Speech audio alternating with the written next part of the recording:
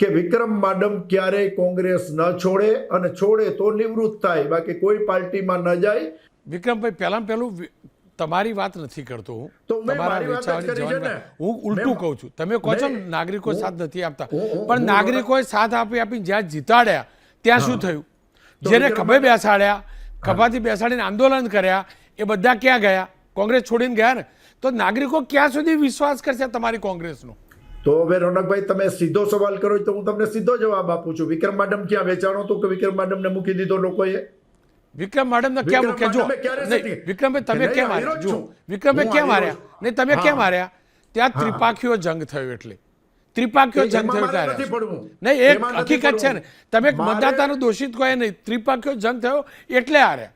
ત્રિપાખીઓ તો ઘણી જગ્યાએ થયો. નહીં, ના, તમારા કેસ પૂરતી કહું છું. ત્યાં ઈસુદાન ગઢવી હતો. જો વિક્રમભાઈ, ફરીથી કહું, સાંભળો ને.